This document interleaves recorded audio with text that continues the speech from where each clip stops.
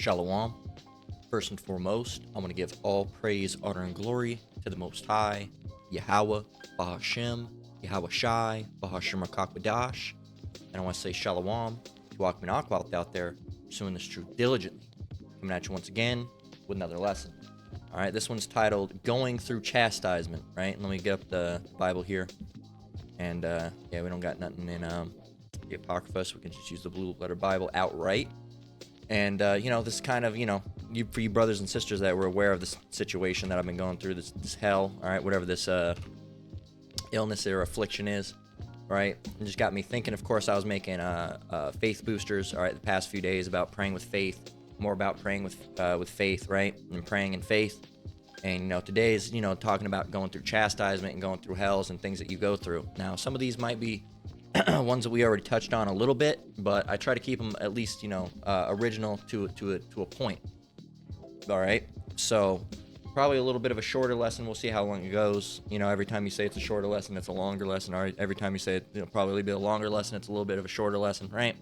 That's just how it goes. But we're just going to flow through the Spirit and see where it takes us. And, however long it ends up being is however long it ends up being. All right. So this is right off the bat. I want to just go ahead and read Psalms 34:19 so we can get a scripture out the gate, all right, without waiting around and, talking for a whole bunch. All right, so this is Psalms 34:19. I already had it loaded up. It says, "Many are the afflictions of the righteous, but the Lord delivereth him out of them all." Okay, so I want to go ahead and get this word affliction now. I think we did get it recently, but we're going to go ahead and get it again. Affliction, all right, is, why is this in a different language?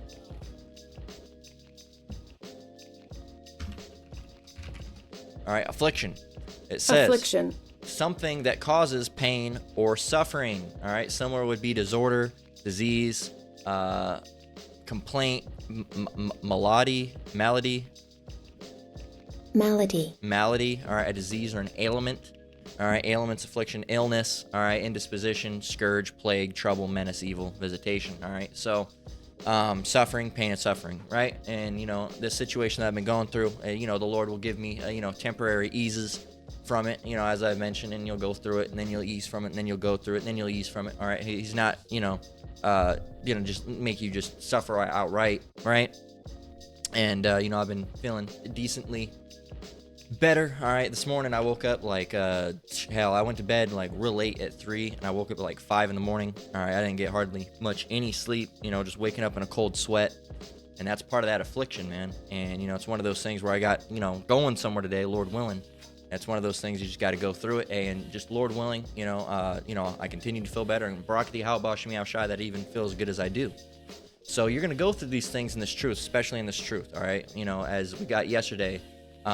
If you come to serve the Lord, prepare thyself for temptation. All right, roughly paraphrasing. All right, let's go and get it in its actual full capacity. Prepare for temptation.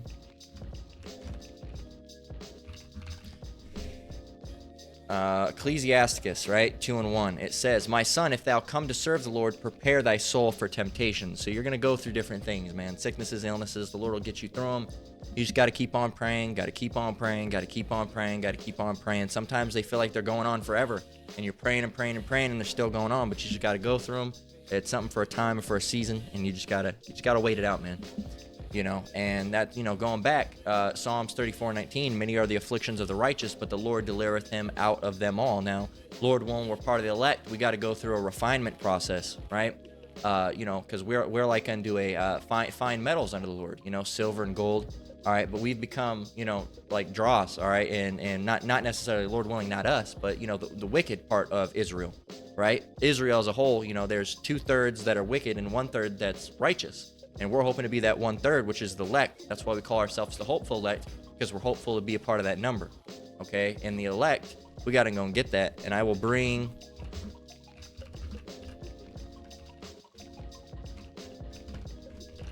the third part.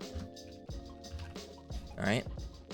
This is Zechariah 13:9. It says, "And I will bring," I'm actually read from 8. It says, "And it shall come to," this is Zechariah 13:8, "and it shall come to pass that in all the land, saith the Lord, 2 parts therein shall be cut off and die, but the third shall be left therein. We're trying to be that third. We're trying to be left. We're trying to be, saved and obtain salvation.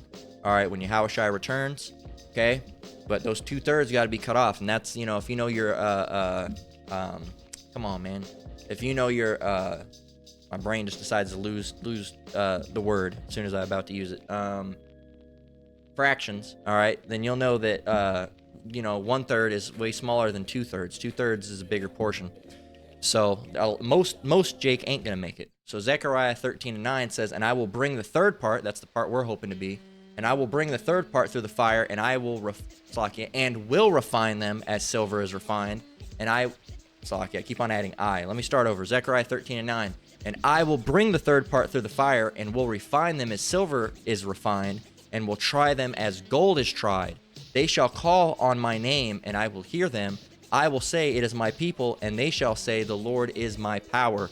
Okay, so we have to go through, this furnace, all right, this fire, man, and we got to go and, be melted down and purified again, and then melted down and then purified again, and melted down and purified again.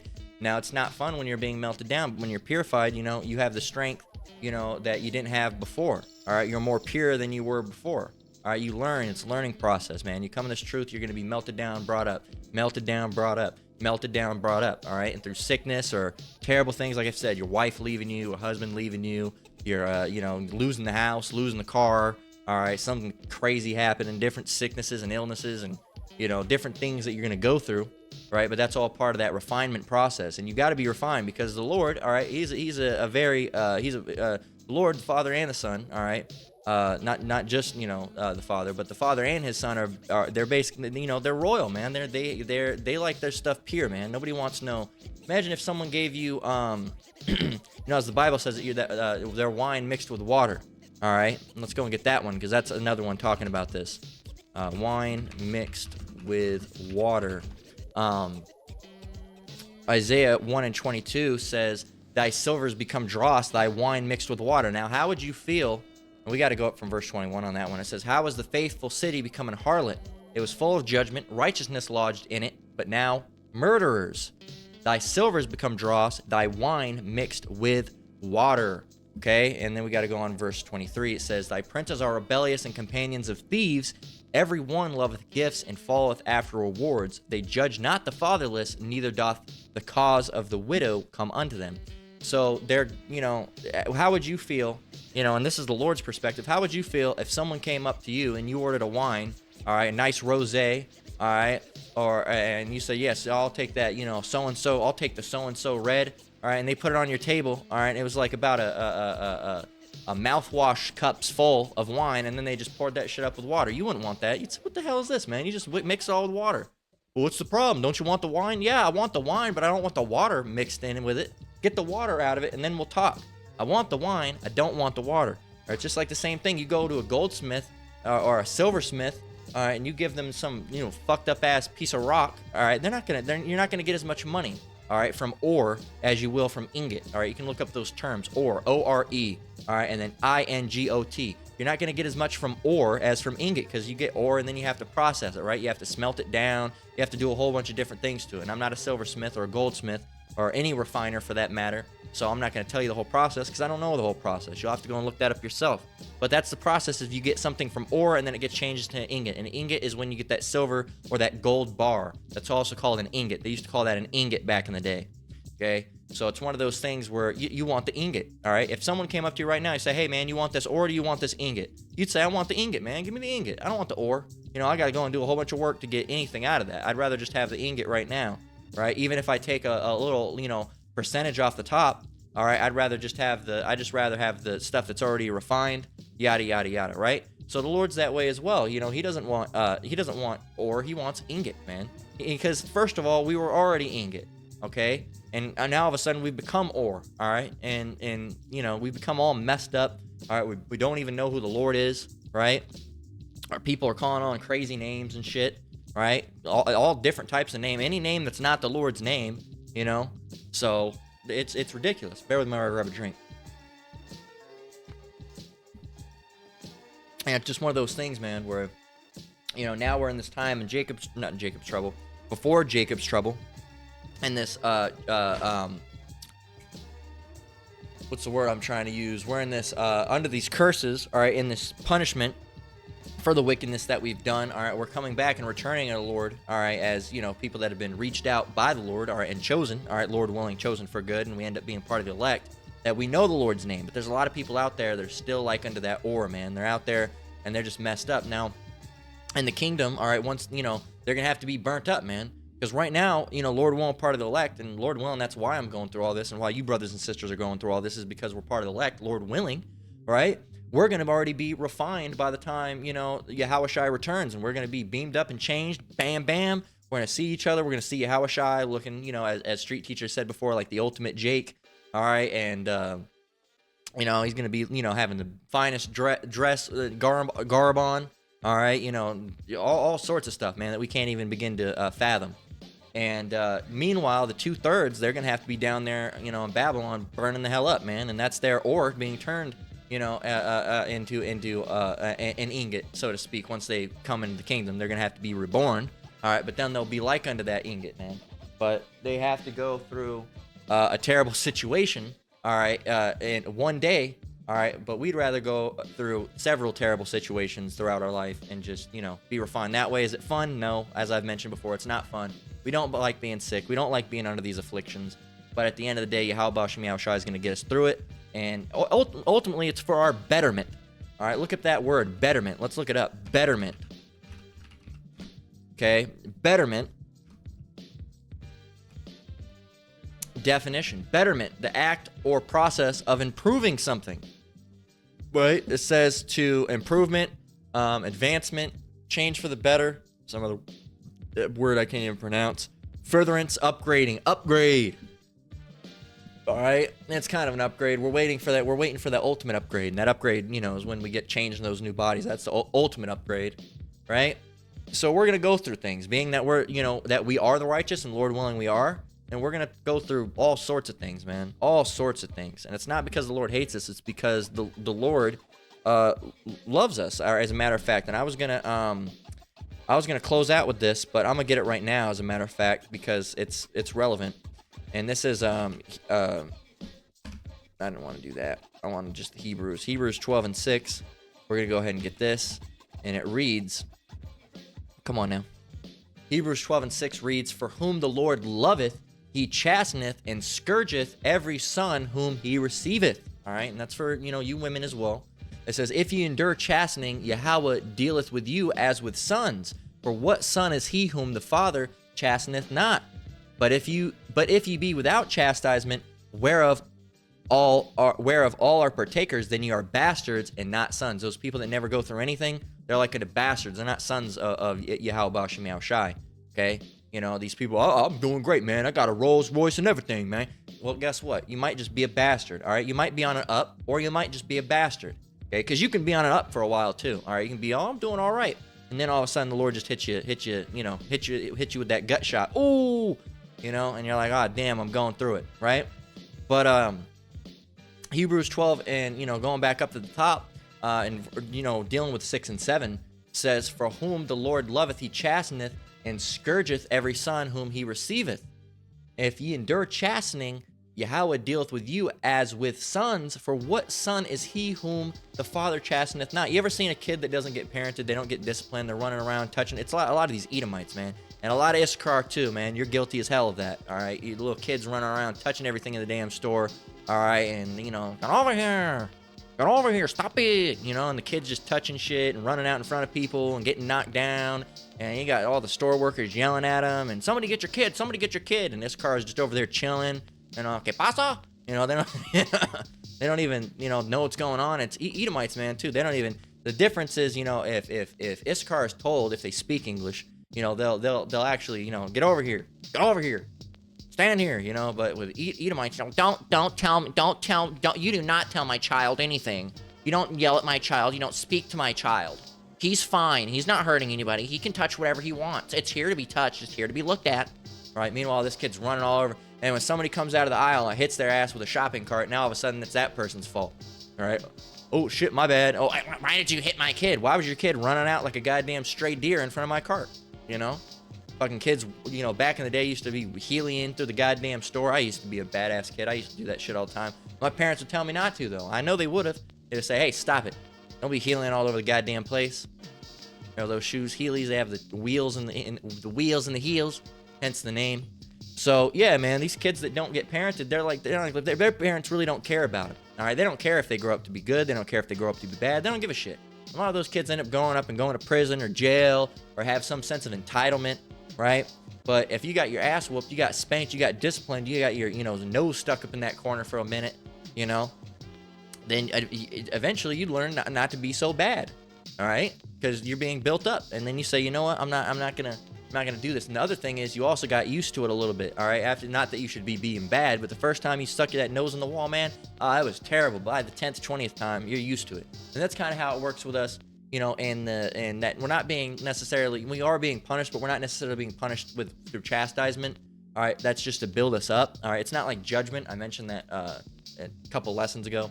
It's not like judgment. Judgment is something entirely different. And it's one of those situations where, chastisement's building us up. It's like the equivalent of, really the Lord's just helping us out to help us go through things. Like I said, like I mentioned, going through this, help you learn patience, and it's terrible, man. You're like, oh, man, Yahweh Shemi Shai, please just deliver me from this, please. And every day you're just saying, and, something you might continue to go through that hell even though you're praying. But the Lord's teaching you patience. And I think that's what the Lord's teaching me through this is just patience, man. Because I ain't hardly got none, right? So... I've been told that by multiple people before that I'm not a very patient person. All right, I'm always like, come on, let's go, man. All right, or in the past, I try not to be like that now. When I go through afflictions or something, I'm like, man, how long do I have to go through this? Please, Lord, please. It's already been so and so long. Please, free me from this ailment. And it's just one of those situations where you don't know how long you might go through. You might go through it for a couple days, one night. Couple days, a couple weeks, a couple months. There's certain situations, like I'll use my wife as an example, that had like terrible allergies for almost a damn half a year, which is fucking awful. All right, which is hell for me too, because I had to, couldn't barely sleep through that. But still, it's just one of those situations where that didn't come off her in a day or a week. That was a long ass time. All right, so you might go through something through a long ass time. And you might be wondering, man, is the Lord even dealing with me? Why am I going through this? I've been praying. Why ain't the Lord answering my prayers? And it's just, hey, man, everything's for a season. Like I said, just because you pray for something doesn't mean the Lord's going to free you from that right then and there. All right? Just because you beg, that don't mean the Lord's going to, when you go to a teacher, please let me be out of this exam. Please, I don't want to do this test. They're saying, nah, you're going to do the test. All right, once it's done, you'll be fine. All right, the Lord can be like that as well. You're going through a test for a reason. All right, you're going through a chastisement for a reason. You're praying, Lord, please get rid of this. He'll give you easement from it. He'll ease your pains. Like I said, if you're dizzy, he'll lessen it up. If you're going through allergies, he'll lessen it up. Like, oh, I can breathe a little bit better now. If you're going through, asthma or different things with breathing issues, you can pray and you'll breathe better. All right, or different things, right? You'll feel better. But they might come right on back, and you can't let that, get in the way of your faith and say, man, the Lord's not helping me. What the hell? I've been praying and praying, and he keeps on, dragging me through the dirt. Well, guess what? You're going through something, man. You're going through something because the Lord's trying to build you up, and you need to sit there and take it. And it sucks. I get it. Yeah, I'm going through it now. It sucks. It's not fun. Do I like it? Not very much. No, but I understand it's for my betterment at the end of the day. All right. And does it suck? Yeah. And I mean, I won't say it sucks. I don't want to use that word because it is good. I won't say it sucks because something that sucks is something that's bad. Is it grievous? Yes, it's grievous. All right. If you're going to look up what grievous means. All right.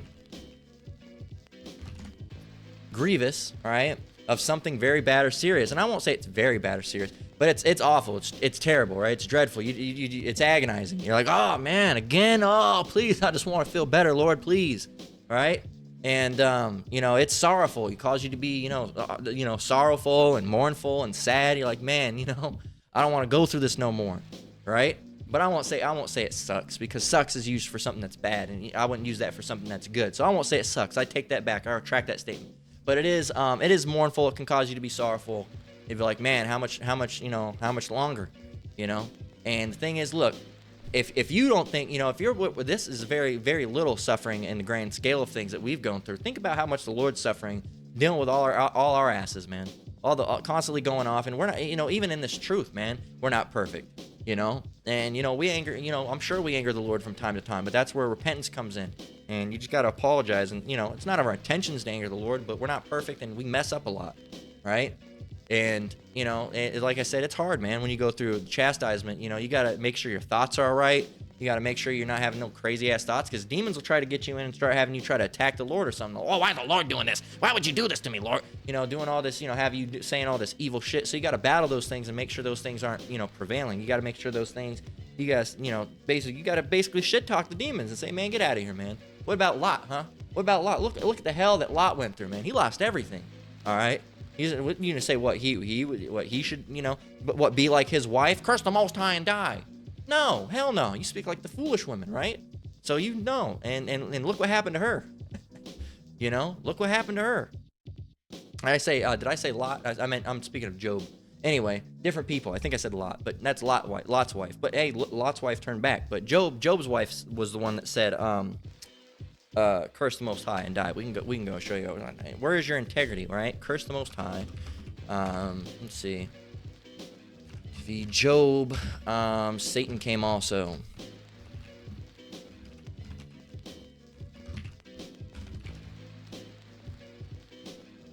All right, Job 1 and 6. All right. We'll read this. It says, now there was a day when the sons of Yahweh came to present themselves before the Lord, and Satan came also among them. Why? Because Satan's, a son of the Most High. Well, no. The sons came, and then Satan just came along with them. No. He's the son of the Most High, too. He works for the Lord. He didn't rebel. He wasn't a fallen angel. Quit with that shit, man. Get out of here with that, Like, here it is, the Lord's all-powerful, but he can't even keep an angel in check. But get the fuck out of here, man.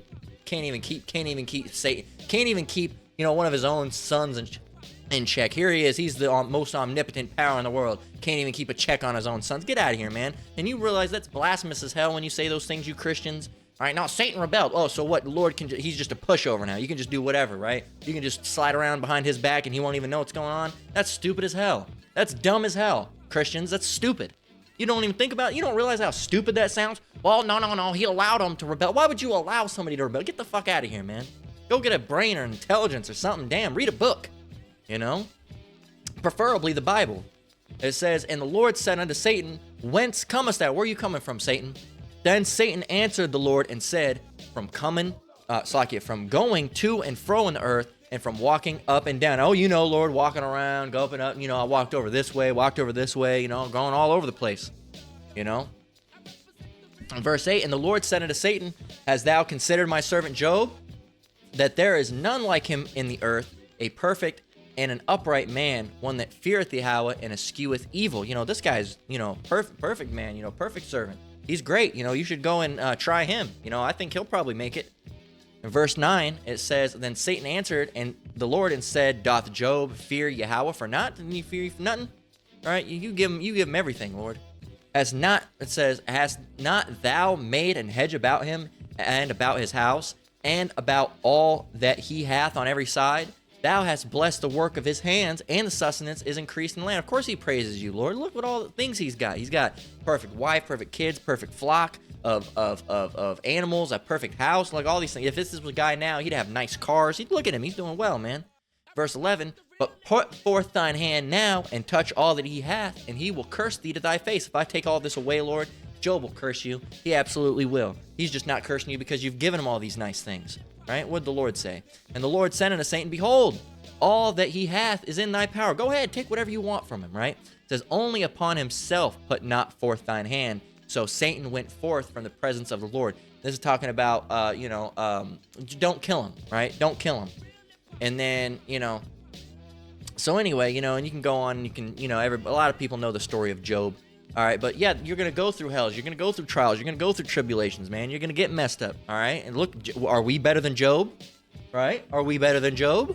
Job was an exemplary of an elect man. Are we better than that? No, we're not better than that. If anything, if we're part of the elect, we'd be like unto the elect as he was like unto the elect, okay? So we can't say we're better, so what? We're just not going to suffer? Yeah, we're going to suffer, all right? Yeah, we're going to suffer. Job suffered, all right?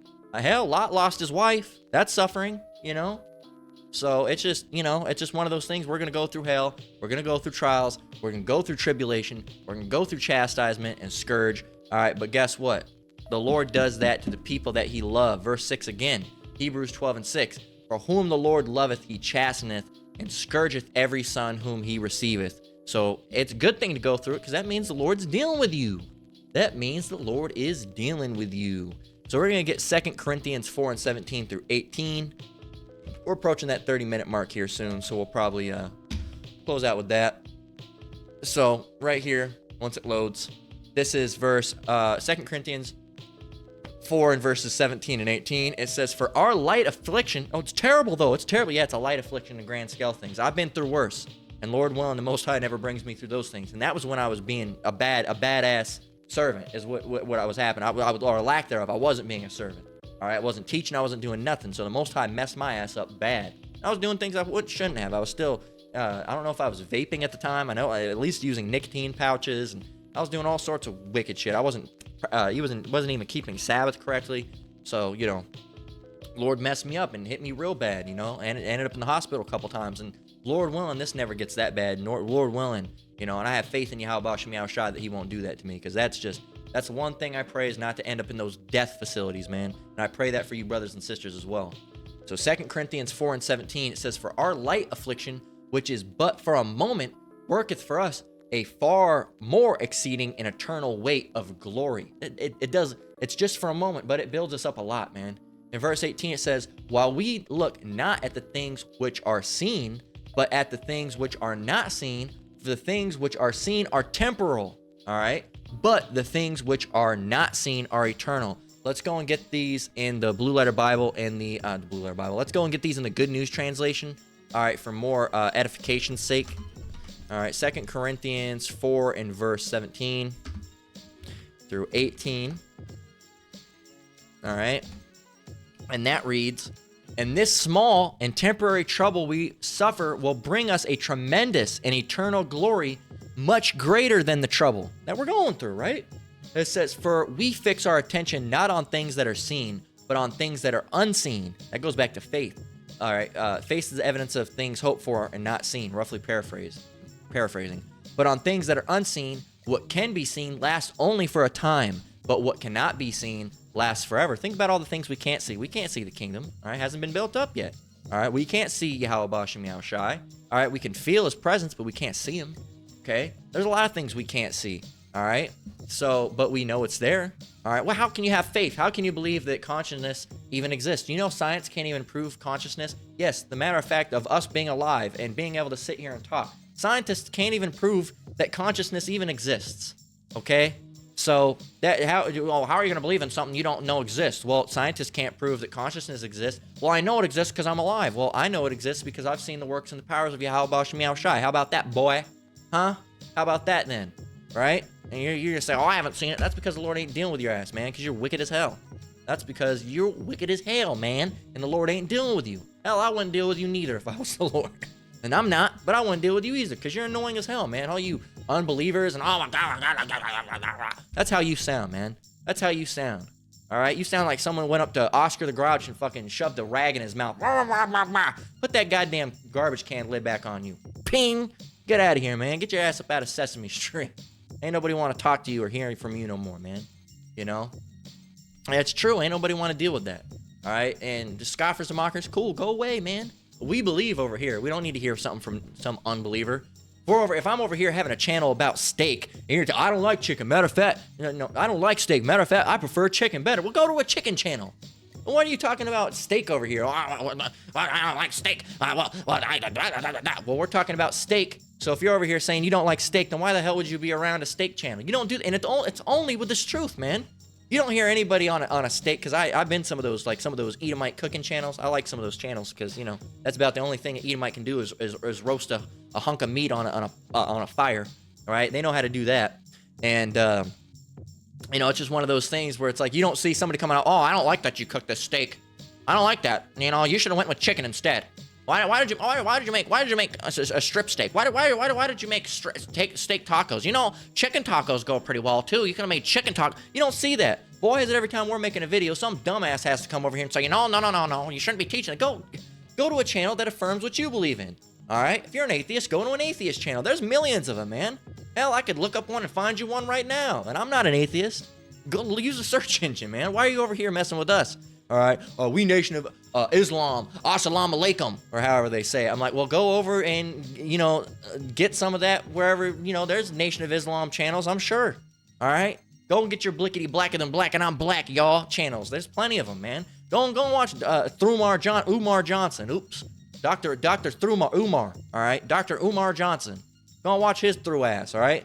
Well, I'm a blickety blackety blick blackety black blickety blick blackety black blick. And I don't date no goddamn snow bunnies. All right, and guess what? And then they have you on a video chatting this white girl up. You fucking fake ass, lying ass motherfucker. All right, over here saying you don't, those snow bunnies, you're getting with snow bunnies. And then you're on, man, they got a video of you flirting and chatting up this white girl, man. So shut the fuck up with your fake assness. All right, if you're gonna come, at least say, yeah, I like them. Don't try to lie and say you don't, dummy. Yeah, we'll tell you, man, we like all sorts of types of women, man. Tall girls, small girls, welcome to Miami. How did that song go? Welcome to Miami. Miami lyrics. How's it go? It goes, let me see it real quick. Sorry, you have to make sure you're human before a page can show you. Well, I'm human, so let me in. So what is the lyric? And you try to say, oh, I don't like this one type of girl. Don't lie, man. All right, right here it says, can you feel me? All ages and races, real sweet faces, every different nation, Spanish, Haitian, Indian, Jamaican, black, white, Cuban, and Asian. But I only came for 2 days of playing, right? So there you go, man. So, that's how we like it. Spanish, Haitian, Indian, Jamaican, black, white, Cuban, and Asian, right? All different types, man. All different types. So not Indian. You can take that one out, but Haitian girls can be pretty. Spanish girls can be pretty. Jamaican girls, of course, gorgeous. Black girls, awesome. All right. White girls, they're mid. All right. Cuban, they're good. Cuban girls are good looking, man. Asian girls, some of them are all right, depending on what part of Asia they're from. All right. China, not so much. Japan and Korea, oh yeah. So, and don't try to say, oh, I know most of nobody's, blah, blah, blah, blah, blah, blah. No, you get with them. Stop lying. Don't cap, bruh. As these kids say these days, don't cap, bruh. All right. You capping, bruh. All right. Excuse my folly, but that's how they, how these kids be talking and shit. So, and I've said my fair shares of bruh in the past, so don't get it twisted. But I don't talk like that on video because it's ghetto and I shouldn't talk like that anyway. But sometimes you get talking to Jake like, yeah, bruh, that's true, bruh. And I'm just like, goddamn. But anyway, we're gonna close out with 1 Corinthians 10 and 13. And get on my way, and I've already feel better just making this lesson, honestly, to be honest with you. Call all Yahweh Shemi Shai, Barak the Yahweh Shemi Shai. So hey, man, the Lord will give you that easement, man. He'll give you that easement. All right, you just gotta go through it. All right, it's for your betterment, man. It's for your It's like, what an example of is when you were a kid and you were sick as hell, and you had to drink that nasty ass cherry or grape or orange if you were lucky, right? Not lucky, but fortunate, because we know, in my experience, there's no such thing as luck. Quoting Star Wars there. They didn't even know they didn't even know what they were cooking with that, man. They were cooking with that one. That was a spiritual quote from Star Wars. And, when Obi-Wan, help us, Obi-Wan, you're our only hope. And they're on the Millennium Falcon, and then I don't remember, Luke said something about something, and Obi-Wan said, in my experience, there's no such thing as luck. And that's true. There's no such thing as luck. You can be fortunate, but there's no such thing as luck. You got to realize luck is a random guess. All right. And you got to think about a dice roll. That's not even luck, man. That's not even luck. Okay. That's just fortunate. The Lord controls all things, even down to that very dice roll. That's why things like casting lots work. Okay. Because as much as that, if that coin that you flip, is it going to be heads or tails? The Lord's chose it. All right. Sometimes you need help with something, you can leave it up to a coin flip. All right, I've done that before. I've gone overboard with it too, so be careful you don't go overboard with it. But like I said, I'll be the first to call myself out on doing some ridiculous stuff, and I've done my fair share of it. So dice rolls. If you got dice, you choose a number, or if it's below 10, or that's like on D&D dice. But if it's below 3, or if it's 3 or below, it's a no. If it's 3 or above, it's yes. You can cast lots that different way. There's an old way you can do it with stones. All right, you can cast lots, and even down to what the number that lands on that is down to what the Lord chose. All right, it's the same thing with gambling, man. The same thing with gambling. The Lord, it's not a wicked thing, because the Lord's either going to let you win or he's not going to let you win. That's why whenever I've won at a casino, and I haven't won a lot. I think the most I ever won was like $80. And you know what I did? I said, Call Allah Yahweh Shem Yahweh Shai. Barak Yahweh Shem Yahweh Shai. Thank you, Lord. Right? Because I knew it was him. It wasn't, you think that what, the machine just made it up? All right? No, the Lord controls all things in the universe. Down to, yes, casinos. Down to as much as if a rock gets moved or not. Everything's been pre-written. And the Lord, all right, you people that are into D&D, all right, Dungeons and Dragons, all right, there's a thing called world building. Are you writers too? World building. All right, are you movie makers? World building. It's where you make your own world, all right? The land of Astaroth. Or, they have the land of, Mordor, Middle Earth, right, with, Lord of the Rings and all that. And many different lands, have video games like Skyrim and Fantasy. They have their own, Final Fantasy, they have their own worlds and stuff like that. Well, you gotta, what type of religions do they have in it? What type of geology? What type of, plants and, foliage and all those different type of things? What type of holidays do they have? What type of weapons? What type of gold? What type of metals are considered precious? What isn't considered precious? How do the people go about? What are the common foods here? What do people eat? What's the economy situation like? Right? You got to take all these things into perspective when you're writing. All right, because it all goes back to writing. We'll use that whether it's a D&D or a movie. You have to write these things for them to come into play, and it becomes a written script. And the Lord has the ultimate written script, man. You know how when you're writing something, if any of your brothers that are writing, and you're trying to think, what could I add here? The Lord added everything, man. If a leaf blows off of a tree, all right, what the dice roll goes on to, what type of this or that, everything, man. What happens on a specific second to a specific millisecond, everything's chosen by the Lord, man. And you can't begin to comprehend that. And because it's impossible to begin to comprehend it, okay? Because that's how much power the Lord has. Right here, we're going to go ahead and close out 1 Corinthians 10 and 13. There hath no temptation taken you, but such as is common to man. But Yahweh is faithful, who will not suffer you to be tempted above that ye are able, but will, with the temptation, also make a way to escape, that ye may be able to bear it. Like I said, you might get that temporary easement. All right, the Lord might, let you feel a little bit better. No, you'll feel a little bit worse later. And then you'll feel a little bit better. And then you'll feel a little bit worse. And then eventually it'll be gone. All right? And you'll, and like it says that you may be able to bear it. He's not going to be, like it says, but Yahweh is faithful, who will not suffer you to be tempted above that ye are able. Okay? The Lord's not going to give you an impossible task. He's going to, he's going to get you something that you can go through. Will it be fun? No, but he's going to make sure. He knows you can get through it. He's the Lord. He knows. He already knows the outcome of the situation, man. All right? So that's the lesson, going through chastisement. We all go through it from time to time. I'm going through it now. Some of the other brothers might be as well. Hey, may the Lord help you in yours as the Lord helps me in mine as well, and we can all get out of this, soon. And, feel better and, keep on continuing on through the spirit and power of Yahweh Shem Yahweh Shai. That's been the lesson. Lord, what was edifying. Once again, I want to give all praise, honor, and glory to the Most High, Yahweh, Bahashem, Yahweh Shai, Bahashem Rakakwadash. I want to say shalom to you brothers and sisters out there. Keep enduring, keep the faith. We're almost out of here. Until next one, Lord willing, shalom.